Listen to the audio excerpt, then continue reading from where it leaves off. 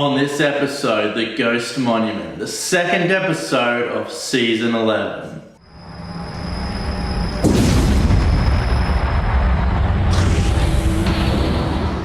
This episode starts up with the opening credits. The music is very 60s-esque.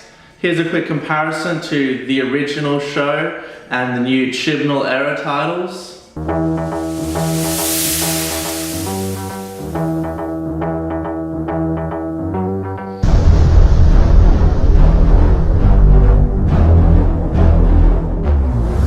The opening scene of this episode contains a lot of energy. We find our doctor and her companions thrown into a high-stakes scenario with no context. They're just trying to figure out what's going on. There's a lot of interesting framing choices and angles. Check out this semicircle pan around this chaotic dialogue. Listen to me, nobody is jettisoning anything. This is a Cerebos, all right? She's the envy of millions. Really? Yes. People have written songs about her. They'll be writing operas about our pointlessness if we don't take drastic action right now. All the editing and music just, it really lended itself to an attention-grabbing opening sequence. What? Jettisoning? Do it.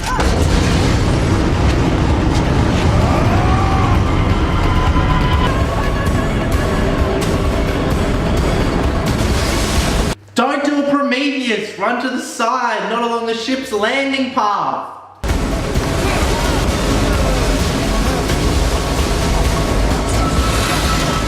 Run to the side!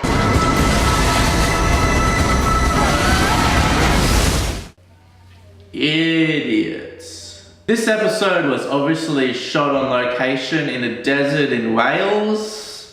I don't know, maybe they went to Spain or Morocco or something. But anyway, it lacks the claustrophobic feeling of a studio set. It's big and it's grand and it's vast.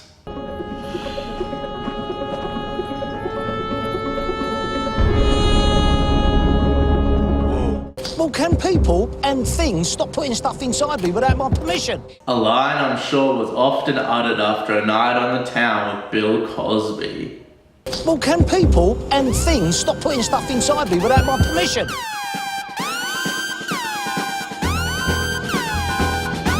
Basic plot of this story is that the Doctor and her companions are picked up by two competitors in a space race, which is now on its final leg on this dangerous planet. We're the finalists. 4,000 entered, 2 are left. A hologram reveals that the finish point for this race is the Ghost Monument, an ancient artifact which phases in and out of reality every 1,000 years. It turns out that this monument is actually the TARDIS. I need all the information I can get, including, but not limited to, what this ghost monument actually looks like when it appears.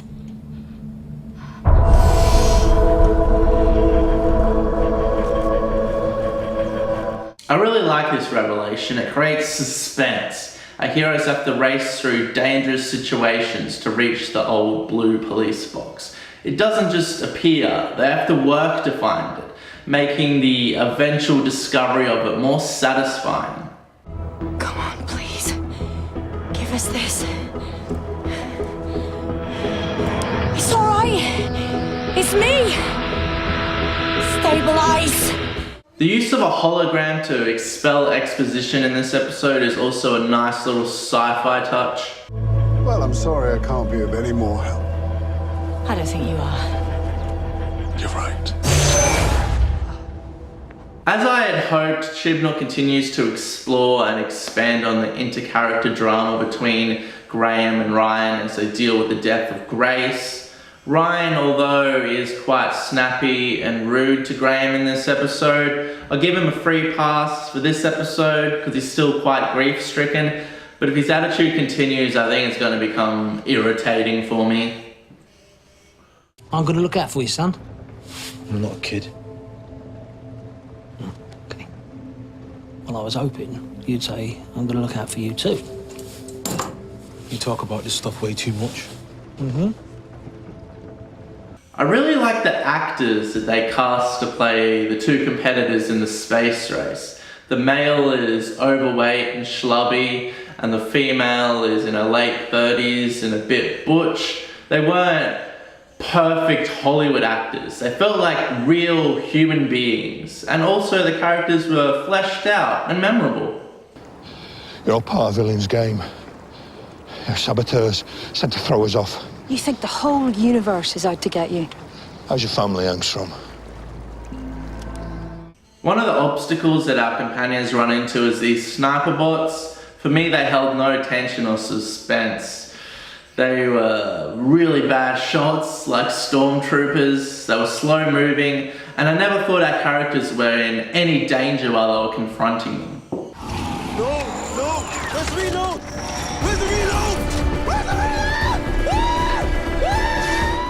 Surveillance footage. Look, they found the hatch. I don't care if they found the hatch, they're not a threat!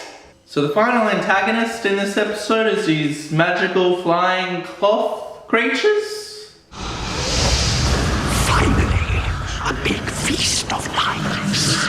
I guess they're a fine villain, they're different and kind of interesting.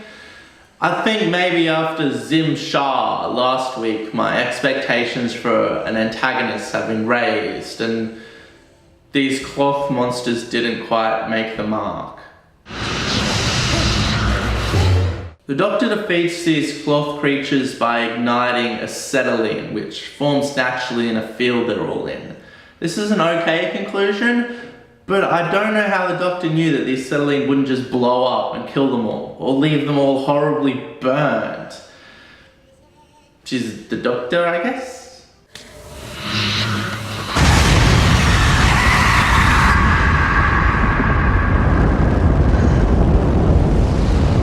After the race is concluded and our competitors are teleported away, the Doctor believes that her and her companions are stranded on this planet forever, and she has this like negative emotional reaction to it.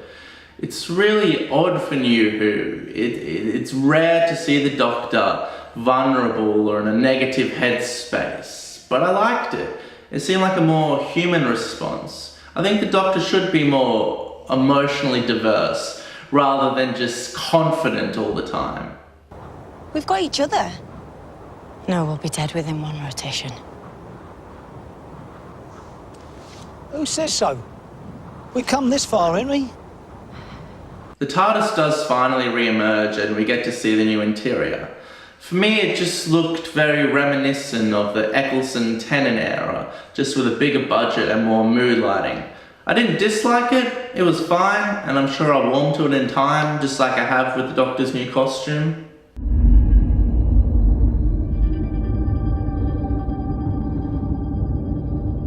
In conclusion, I enjoyed the continuing tone, cinematography, and seriousness of this episode.